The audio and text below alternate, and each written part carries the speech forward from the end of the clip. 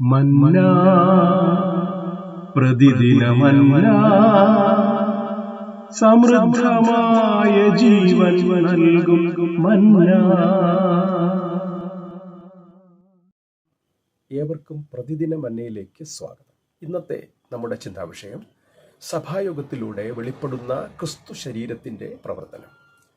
1 കൊരിന്ത്യർ 14:26. ആകയാലെന്ത് സഹോദരന്മാരെ, നിങ്ങൾ കൂടി വരുമ്പോൾ ഓരോരുത്തരും സങ്കീർത്തനമുണ്ട്, ഉപദേശമുണ്ട്, വെളിപ്പാടുണ്ട്, അന്യഭാഷയുണ്ട്, വ്യാഖ്യാനമുണ്ട്, സകലവും ആത്മീക വർധനയ്ക്കായി ഉതകട്ടെ.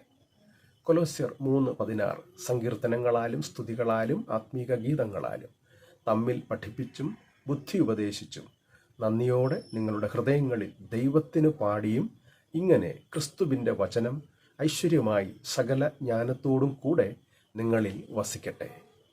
1 തെസ്സലോനിക്കർ 5:11. ആകയാൽ നിങ്ങൾ ചെയ്തു വരുന്നത് പോലെ അന്യോന്യം പ്രബോധിപ്പിച്ചും തമ്മിൽ ആത്മീക വർധന വരുത്തിയും പോരുവിൻ. എബ്രായർ 3:13. നിങ്ങൾ ആരും പാപത്തിൻ്റെ ചതിയാൽ കഠിനപ്പെടാതിരിക്കേണ്ടതിന് ഇന്ന് എന്ന് പറയുന്നിടത്തോളം നാൾതോറും അന്യോന്യം പ്രബോധിപ്പിച്ചുകൊള്ളുവിൻ. പ്രിയരെ, സഭായോഗങ്ങളിലൂടെയാണ് ക്രിസ്തുവിൻ്റെ ശരീരത്തിൻ്റെ പ്രവർത്തനം ശരിയായി സാക്ഷാത്കരിക്കപ്പെടുന്നത്. അംഗങ്ങളുടെ പരസ്പര സഹായം, പരസ്പര സ്വാധീനം, പരസ്പര കരുതൽ. ഉദാഹരണമായി, കാലുകളെ സഹായിക്കുന്ന കണ്ണുകൾ, കൈകളെ സഹായിക്കുന്ന ചെവികൾ, വായെ സഹായിക്കുന്ന കൈകൾ എന്നിവ സഭായോഗങ്ങളിൽ കൂടുതൽ വ്യക്തമായി വെളിപ്പെടുന്നു. പലപ്പോഴും നമുക്ക് വ്യക്തിപരമായി വെളിച്ചം ലഭിക്കുന്നില്ല.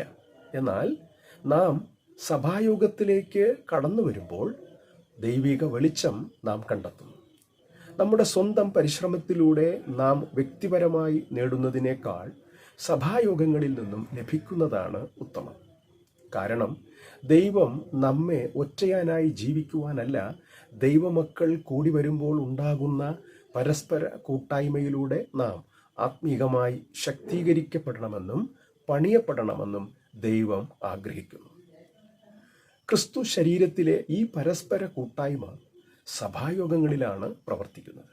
അതിനാൽ നാം അന്യോന്യം പ്രബോധിപ്പിച്ചും തമ്മിൽ ആത്മീക വർധന വരുത്തിയും പോരുകയാണ് വേണ്ടത്. നാം ജീവിക്കുന്നത് വെല്ലുവിളികളുടെയും നിരാശയുടെയും ലോകത്തിലാണ്. എന്നാൽ ദൈവം നമ്മെ വിളിച്ചിരിക്കുന്നത് തകർക്കുന്നവരായിട്ടല്ല, പണിയുന്നവരായിട്ടാണ്. നാം അന്ധകാരത്തിൻ്റെ മക്കൾ അല്ല, വെളിച്ചത്തിൻ്റെ മക്കളാണ്. ആകയാൽ നാം ചെയ്യേണ്ടത്, ഒന്നാമതായി നാം അന്യോന്യം പ്രബോധിപ്പിക്കുക. പ്രബോധിപ്പിക്കുക എന്നത് ആശ്വസിപ്പിക്കുക, ഉത്സാഹിപ്പിക്കുക, ധൈര്യം നൽകുക എന്നാണ് അർത്ഥം. ഇന്ന് പലരും ആത്മീകമായി ക്ഷീണിച്ചിരിക്കുകയാണ്. ചിലർ കുടുംബ പ്രശ്നങ്ങളാൽ, ചിലർ സാമ്പത്തിക ബുദ്ധിമുട്ടിൽ, ഇങ്ങനെ പല നിലകളിൽ തളർന്നിരിക്കുന്നു. നമ്മുടെ ഒരു വാക്ക് ഒരാളെ ഉയർത്താം. നമ്മുടെ ഒരു പ്രാർത്ഥന ഒരാളുടെ കണ്ണുനീർ തുടയ്ക്കാം. ശ്രദ്ധിക്കൂ, സഭ വിമർശനത്തിലൂടെ വളരുന്നില്ല, സഭ പ്രബോധനത്തിലൂടെയാണ് വളരുന്നത്. അതിനാൽ നാം വളരുകയും വളർത്തുകയും ചെയ്യാം, തളരുകയും തളർത്തുകയും ചെയ്യാതിരിക്കാം. രണ്ടാമതായി ആത്മീക വർധന വരുത്തുക. വർധനവ് വരുത്തുക എന്നത് പണിയുക, കെട്ടുപണി ചെയ്യുക എന്നാണ് അർത്ഥം. സഭ ഒരു കെട്ടിടം പോലെയാണ്. അതുകൊണ്ട് സഭയിലെ ഓരോ വിശ്വാസിയും ഓരോ ജീവനുള്ള കല്ലുകളാണ്. ഈ ജീവനുള്ള കല്ലുകളായ മനുഷ്യരെ കൊണ്ടാണ് നാം അന്യോന്യം കെട്ടുപണി ചെയ്യുന്നത്. അതായത് നാം തമ്മിൽ വചനം പങ്കിടുകയും പ്രാർത്ഥിക്കുകയും സ്നേഹത്തോടെ തിരുത്തുകയും ദുർബലരെ ഉയർത്തുകയും ചെയ്യുക എന്നിങ്ങനെ പരസ്പരം കെട്ടുപണി ചെയ്യുകയാണ് വേണ്ടത്. ചോദ്യം ഇതാണ്: നമ്മുടെ വാക്കുകൾ ആളുകളെ പണിയുകയാണോ അതോ തകർക്കുകയാണോ? മൂന്നാമതായി കർത്താവിനെ നമ്മുടെ മാതൃകയാക്കുക. നമ്മുടെ കർത്താവായ യേശു താണുപോയ പത്രോസിനെ ഉയർത്തി, ഭയപ്പെട്ട ശിഷ്യന്മാരെ ധൈര്യപ്പെടുത്തി. കർത്താവ് ഒരിക്കലും തകർത്തില്ല, അവൻ പണിതു. അതുപോലെ നാമും പണിയണം. കാരണം നാം ആ കർത്താവിൻ്റെ ശിഷ്യന്മാരാണ്. അതിനാൽ നാം പണിയുന്നവരാകണം.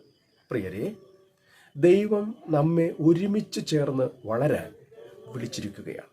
അതിനാൽ അന്യോന്യം പ്രബോധിപ്പിച്ച് തമ്മിൽ ആത്മീക വർധനവ് വരുത്തുകയും ചെയ്യേണ്ടത് ആവശ്യമാണ്. അതിനായി ദൈവം നമ്മെ ഏവരെയും അനുഗ്രഹിക്കട്ടെ.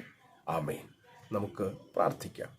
കരുണയുള്ള ദൈവമേ, സ്വർഗീയ പിതാവേ, അങ്ങയുടെ തിരുനാമത്തിന് സ്തോത്രം. പരസ്പരം കെട്ടുപണി ചെയ്ത് ആത്മീകമായി വളരുവാൻ സഭായോഗങ്ങളിലൂടെ അങ്ങ് ഞങ്ങളിന്ന് പ്രതീക്ഷിക്കുന്നതിനായി സ്തോത്രം. അപ്രകാരം ആത്മീക കെട്ടുപണി ചെയ്ത് വളരുവാൻ, പരസ്പരം വളരുവാൻ ഞങ്ങളേവരെ സഹായിക്കണം. യേശുക്രിസ്തുവിൻ്റെ നാമത്തിൽ തന്നെ ആമേൻ. ഈ സന്ദേശം നിങ്ങൾക്ക് അനുഗ്രഹമായെങ്കിൽ ലൈക്ക് ചെയ്യുക, ഷെയർ ചെയ്യുക, സബ്സ്ക്രൈബ് ചെയ്യുക. ദൈവം നമ്മെ ഏവരെയും അനുഗ്രഹിക്കട്ടെ. ആമേൻ.